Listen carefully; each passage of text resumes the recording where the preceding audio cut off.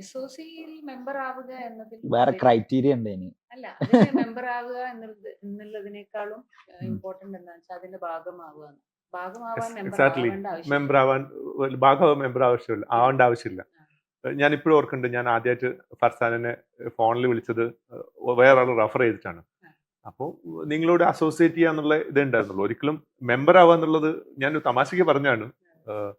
അപ്പോൾ മെമ്പർ ആവാന്നുള്ളതിലല്ല കാര്യം, നിങ്ങളുടെ കാര്യങ്ങൾ, നിങ്ങളുടെ വെഞ്ചേഴ്സിനെ സപ്പോർട്ട് ചെയ്യുക എന്നുള്ളത് മാത്രമാണ്. അപ്പോൾ ഇപ്പം അല്ല, ശരിക്കും ഞാൻ ജോയിൻ ചെയ്യുന്നത് ശരിക്കും ഇതിനെ കുറിച്ച് ഒരു ഐഡിയ ഇല്ലാതെ ജോയിൻ ചെയ്തത്. ഞാൻ ഇൻസ്റ്റാഗ്രാമിൽ ഒരു പോസ്റ്റ് കണ്ടു, അബ്ബാസ്ക ഇങ്ങനെ ഒരു സ്ഥലത്ത് വന്ന് ഇരുന്ന് സംസാരിക്കുന്നു. അബ്ബാസ്കനെ കുറെ കേട്ടതുകൊണ്ട് തന്നെ അബ്ബാസ്ക ഇരിക്കുന്ന ഒരു ഇടത്ത് വന്ന് അബ്ബാസ്ക പറയുന്നത് കേൾക്കുക എന്നുള്ളത് മാത്രമാണ് അന്ന് ഞാൻ അതിൽ നിന്ന് മനസ്സിലാക്കിയിരുന്നത്, അല്ലെങ്കിൽ ആഗ്രഹിച്ചെന്നോ അത് മാത്രമേ ഉള്ളൂ. പക്ഷെ അന്ന് വന്ന് ഇരുന്ന് നമ്മളത് കേട്ട് കഴിഞ്ഞപ്പം ആ സിറ്റുവേഷൻ, അല്ലെങ്കിൽ വന്നിരുന്ന ആ അറ്റ്മോസ്ഫിയർ, ബുക്ക് വായിക്കുന്ന കുറെ ആൾക്കാർ സൈലന്റ് ആയിരുന്നു, ബുക്ക് വായിക്കുന്നു, കുറെ പേര് അത് കഴിഞ്ഞതിന് ശേഷം ഡിസ്കഷൻ വരുന്നു, അത് വല്ലാതെ എനിക്ക് ഉള്ളൂ. കാരണം എന്താ വെച്ചാല് ഞാൻ മനസ്സിലാക്കിയത് എന്താ വെച്ചാൽ, പല എഴുത്തുകാരൊക്കെ പറഞ്ഞു കേട്ടിട്ടുണ്ട്, എന്താ വെച്ചാൽ അവരുടെ ഉള്ളിൽ കഥാപാത്രങ്ങളും കഥയും കഥാസന്ദർഭങ്ങളൊക്കെ ഇങ്ങനെ പ്രഷർ ചെയ്യുന്ന സമയത്താണ് എഴുതിക്കൊണ്ടിരിക്കുന്നത്. പക്ഷെ ഞാൻ അതിന്റെ വേറെ തലം ഞാൻ ആലോചിക്കുന്നത് എന്താ വെച്ചാൽ, എത്രയോ പുസ്തകങ്ങൾ വായിക്കുന്ന വായനക്കാരുണ്ട്, വായനക്കാരുടെ ഉള്ളിൽ നിറഞ്ഞു നിൽക്കുന്ന കഥാപാത്രങ്ങളും കഥയും എത്രത്തോളം ഉണ്ട് എന്നുള്ള, അതിനെ എങ്ങനെ ഇറക്കി വെക്കുക എന്നുള്ളത് ഞാൻ ഇങ്ങനെ ആലോചിച്ചിട്ടുണ്ടായിരുന്നു. ആ സമയത്ത് എനിക്ക് തോന്നിയ ഒരു സൊല്യൂഷൻ എന്നുള്ള പോലെ ഞാൻ മനസ്സിലാക്കുന്നത് എന്താ വെച്ചാൽ, ആ കഥയെ കുറിച്ച് അല്ലെങ്കിൽ ആ പുസ്തകത്തെ കുറിച്ച് മറ്റൊരാളോട് സംസാരിക്കുക എന്നുള്ളതാ. അങ്ങനെ ഒരു ഇടം പൊതുവെ ഞാൻ നിൽക്കുന്ന സർക്കിളിനകത്ത് ഇല്ല. അപ്പോൾ അങ്ങനെ ഒരു സിറ്റുവേഷൻ അബ്ബാസ്ക സംസാരിക്കുന്നു എന്ന് പറഞ്ഞപ്പോൾ ഇറങ്ങി വന്നപ്പോൾ എനിക്ക് കിട്ടിയത് അങ്ങനത്തെ ഒരു കൂട്ട ആൾക്കാരാണ്.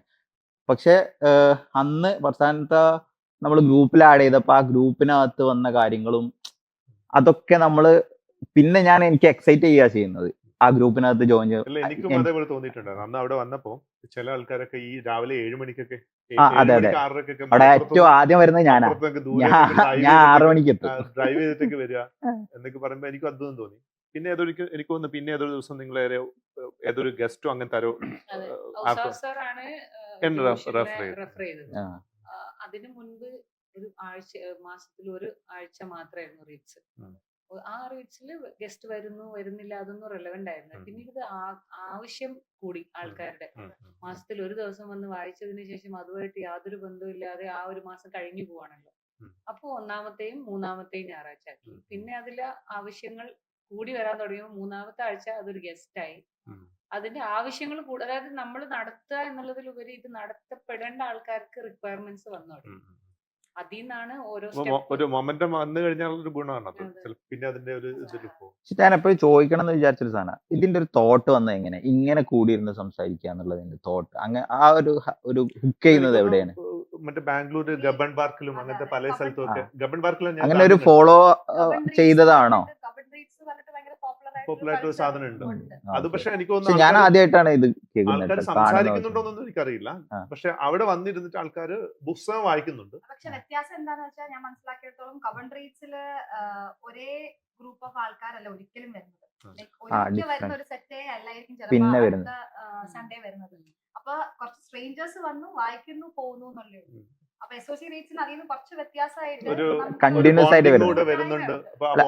പലപ്പോഴും സോഷ്യൽ സാധനങ്ങളൊക്കെ അഡ്രസ് ചെയ്യാൻ ഗുണകരമാണ്. പക്ഷെ സ്ഥിരം വായിക്കുന്ന കണ്ടിന്യൂസ് ആയിട്ട് വായിക്കുന്ന ഓരോ ആഴ്ച വരുമ്പോഴും ഡിഫറെന്റ് പുസ്തകങ്ങൾ കൊണ്ടുവരുന്ന ആളുകളുണ്ട് കേട്ടോ അതിനകത്ത്. അവര് നമ്മളിപ്പോ എസ്ഒസി റീഡ്സ് കഴിഞ്ഞ് ഇറങ്ങുമ്പോഴും ഇപ്പൊ ഞാൻ കുറെ ആൾക്കാരായിട്ട് ഞാൻ സംസാരിക്കുന്നതുകൊണ്ട് പറയും, അവര് സംസാരിക്കുന്ന ഈ പുസ്തകങ്ങളെ കുറിച്ച് തന്നെ. ഞാൻ ഇന്നത് വായിച്ചു, അതിൽ ഇന്നത് ഉണ്ടായിരുന്നു.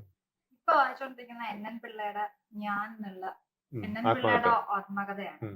അപ്പൊ ഒരു 10-20 പേജ് ആയിട്ടുള്ളൂ. ഞാൻ പൊതുവെ NN പിള്ളയുടെ നാടകങ്ങളുടെ ഭയങ്കര ഫാനാണ്. നാടകമൊന്നും കണ്ടിട്ടില്ല, പക്ഷെ നാടകം വായിച്ചിട്ടുണ്ട്.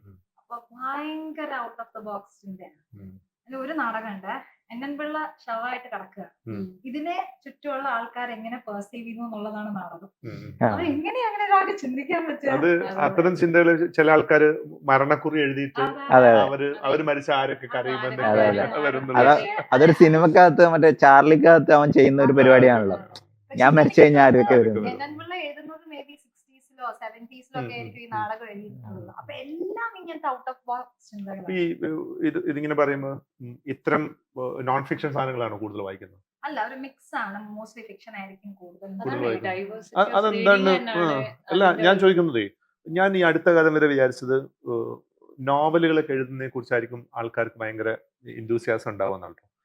അപ്പം ഞാൻ ഒരു അത്യാവശ്യം വലുപ്പമുള്ള ഒരു പുസ്തകമൊക്കെ എഴുതി പബ്ലിഷ് ചെയ്തതിനു ശേഷം എനിക്ക് കിട്ടിയിട്ടുള്ള റെസ്പോൺസുകൾക്ക് ഈക്വൽ ആയിട്ടുള്ള സാധനം ഒരിക്കലും മാതൃഭൂമിയുടെ സൺഡേ സപ്ലിമെന്റിൽ ഒറ്റ ആർട്ടിക്കിൾ എഴുതി കഴിഞ്ഞപ്പോഴത്തേക്കും അന്ന് വൈകുന്നേരം പല കോർണേഴ്സിൽ നിന്നുള്ള ആൾക്കാർ, അതിൽ ഞാൻ ഒരു ഭാവനാ സൃഷ്ടി ഒന്നും പറഞ്ഞിട്ടില്ല. ഞാൻ കാട്ടിൽ പലയിടത്തായിട്ട് പോകുമ്പോൾ ഉള്ള വഴികളെ കുറിച്ച്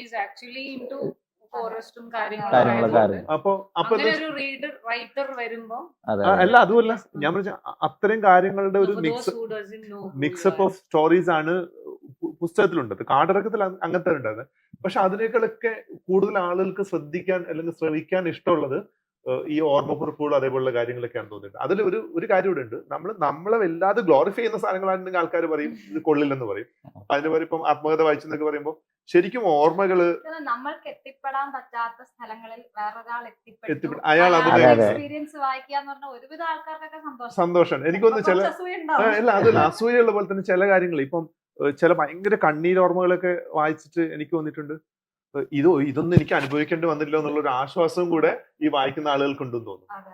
പൊതുവെ നമ്മളെ വേദനകൾ അല്ലെങ്കിൽ നമ്മളെ ഫീലിങ്സുകൾ ഭയങ്കരമായിട്ട് ഗ്ലോറിഫൈ ചെയ്ത് ഭയങ്കര വലുതാണെന്ന് നമ്മൾ വിചാരിക്കുമ്പോൾ ചില പുസ്തകങ്ങൾ വായിച്ചു കഴിഞ്ഞാൽ നമ്മളൊന്നും അല്ല എന്നുള്ളത് മനസ്സിലാക്കാൻ ചിലപ്പോൾ പറ്റാറുണ്ട്. അതെ. ഏതാണ് മറ്റേ ലാസ്റ്റ് വായിച്ച ഈ ഒരു ജോണറിൽ പെട്ട അല്ലെങ്കിൽ ആത്മകഥ അല്ലെങ്കിൽ? ഞാൻ പൊതുവെ ആത്മകഥകൾ വായിക്കുന്ന ഒരാളല്ല. അല്ല, ആത്മകഥാംശം ഉണ്ട് നമുക്ക് തോന്നിയിട്ടുള്ള സാധനങ്ങൾ വായിച്ചിട്ടുള്ളത്. അത് എനിക്ക് എന്റെ തന്നെ ഒരു ആത്മാവിനെ ഈ പറഞ്ഞ പോലെ നിമ്മയുടെ ബുക്കിൽ കാണാൻ പറ്റിയിട്ടുണ്ട്. അതായത് ഏറ്റവും പ്രിയപ്പെട്ട എന്നോട് വായിക്കുമ്പോൾ അത് ഗ്ലോറിഫൈഡ് ആയിട്ട് വന്നൊരു പുസ്തകമാണെങ്കിലും അത് വായിക്കുമ്പോൾ ആ വായിക്കുന്ന ആൾക്കാരെ കണക്ട് ചെയ്യാൻ പറ്റുന്ന ഒരു എലമെന്റ് അതിലുണ്ട്. ആത്മകഥയായിട്ട് വായിക്കാൻ പറ്റും. നിമ്മയുടെ ബുക്ക് എനിക്കൊരു ആത്മകഥയാണ്. അതായത് എനിക്ക് പറയാനുണ്ടായിരുന്ന കാര്യങ്ങൾ നിമ്മ സമൂഹത്തോട് പറയുമ്പോൾ ഞാൻ അതിന്റെ ഭാഗമായി. അപ്പോ ഐ കൻ ഫീൽ മീ ഏറ്റവും പ്രിയപ്പെട്ട എന്നോട്. ചുള്ളിക്കാടിന്റെ ആത്മകഥ എന്ന് പറഞ്ഞൂടാ, ചിദംബരം ഭയങ്കര ഓർഗാനിക് എഴുതിയിരിക്കുന്നത്. അതിലെ ഓണത്തിന്റെ സമയത്ത് അതൊന്ന് വായിച്ചിട്ടുണ്ടെങ്കിൽ. പക്ഷെ ഇതില് പ്രശ്നം വെച്ചിട്ടുണ്ടെങ്കിൽ എനിക്ക് പലപ്പോഴും ഞാൻ മുമ്പ് അനീസിനോട് സംസാരിച്ചിട്ടുണ്ടെന്ന് തോന്നുന്നു, ഈ ഫിക്ഷനില് നോൺ ഫിക്ഷൻ എലമെന്റുകൾ ആൾക്കാർ വേണ്ടത്ര ചേർക്കുന്നുണ്ടെന്നുള്ളതാണ്. എനിക്ക് ചില സമയത്ത് ഉണ്ട്. അങ്ങനെ ചേർക്കാതെ എന്ത് ചെയ്യാൻ പറ്റില്ല, ചില സാധനങ്ങൾ ഇതാവില്ല. നമ്മളിപ്പോ ഒരു ഓർമ്മക്കൂട്ട് കൺവേ ആവില്ല എന്ന് മാത്രമല്ല, ചിലപ്പം ചില സാധനങ്ങളൊക്കെ ആ മൊത്തം തീമിനെതിരല്ല, വലിയ കള്ളമൊന്നുമല്ല. ഇപ്പം ഇങ്ങോട്ട് വരുന്ന വഴിയിൽ വേറെ എപ്പോഴോ ഉള്ള ഒരു സാധനത്തിനെ ഞാൻ ഇന്ന് കണ്ടതായിട്ട് പറയുമ്പോഴല്ലേ നിങ്ങൾക്ക് അതിനോട് കുറച്ച് ഞാൻ ഇന്നിങ്ങനെ വരുമ്പോൾ ഒരു ഓട്ടോക്കാരൻ എന്നോട് ഇങ്ങനെ പെരുമാറി എന്ന് പറയുമ്പോൾ നിങ്ങൾക്ക് ഒരു രസമായിട്ട് ക്യൂരിയോസിറ്റി ഉണ്ടോ അത്.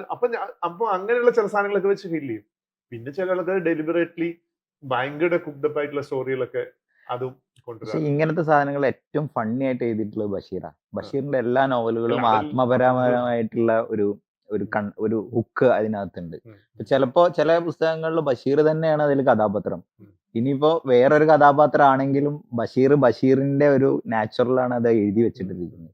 അപ്പോ ഒരു ആത്മകഥാപരമായ ഒരു പുസ്തകം ഇല്ലെങ്കിൽ കൂടി ബഷീറിന്റെ എല്ലാ പുസ്തകങ്ങളും വായിച്ചു കഴിഞ്ഞാൽ ബഷീറിനെ മനസ്സിലാവും എന്നുള്ളതാണ്, ബഷീറിന്റെ ജീവിതത്തിൽ മനസ്സിലാവും. ചുറ്റുപാടുകൾക്ക് അനുസരിച്ച് മാറ്റി കൊണ്ടുവരാൻ പറ്റുന്ന കഥാപാത്രങ്ങളായിരിക്കും ബഷീറിന്റേത്. പക്ഷെ നമ്മൾ നിൽക്കുന്ന ഒരു സ്റ്റേജ് എവിടെയാണോ അവിടെ നമുക്ക് ആ കഥാപാത്രത്തെ കൊണ്ടുവയ്ക്കാൻ പറ്റും. എന്നിട്ട് നമുക്ക് അവരായിട്ട് ചിന്തിക്കാൻ പറ്റും. അല്ലാതെ അന്നത്തെ കാലത്ത് ബഷീർ എഴുതി ഇന്ന് വായിക്കും ഇല്ല. ഈ കാലഘട്ടത്താണ് എഴുതുന്നതെന്നും വായിക്കുന്നതെന്നും. ഇതിന്റെ രസം എന്താ വെച്ചിട്ടുണ്ടെങ്കിലേ, ഈ ബഷീറിന്റെ എല്ലാ പുസ്തകങ്ങളും ഒരു 60 പേജ് 70 പേജൊക്കെ ഉള്ളത്. വളരെ ഭയങ്കര ചെറുതല്ലേ. അപ്പൊ അതേ സമയത്ത് അദ്ദേഹം ബാല്യകാല സഖിയൊക്കെ എഴുതിയ സമയത്ത് വലിയ പുസ്തകമായിരുന്നു. എഴുതിയിട്ട് അതിങ്ങനെ എഡിറ്റ് ചെയ്ത് ചെറുതായതാണ്. അപ്പം പിന്നെ പറയുന്ന വേറൊരു കാര്യമുണ്ട്, പലപ്പോഴും നമ്മൾ കാണുന്ന അത്ര എഫേർട്ട് ആയിരിക്കും ഒരു എഴുത്തുകാരൻ ഇതാക്കിയിരുന്നത്. പിന്നെ എനിക്ക് ഇത് പറയുമ്പോൾ കൂടെ പറയാൻ തോന്നിയിട്ടുള്ള ഒരു കാര്യം വെച്ചിട്ടുണ്ടെങ്കിൽ, ഈ എസ് ഹരീഷിന്റെ ഓഗസ്റ്റ് 17 ഉണ്ട്. അതിലൊരു ബഷീറിനെ തന്നെ ഇങ്ങനെ വേറൊരു തരത്തില് ഒരു ഭയങ്കര ഒരു കഥാപാത്രം തന്നെയാണ് അത് കഥാപാത്രമായിട്ടും പിന്നെ അദ്ദേഹം പോയിട്ടുള്ള യാത്രകളൊക്കെ ഭയങ്കരമായിട്ട് രസമായിട്ട് അവതരിപ്പിച്ചത്.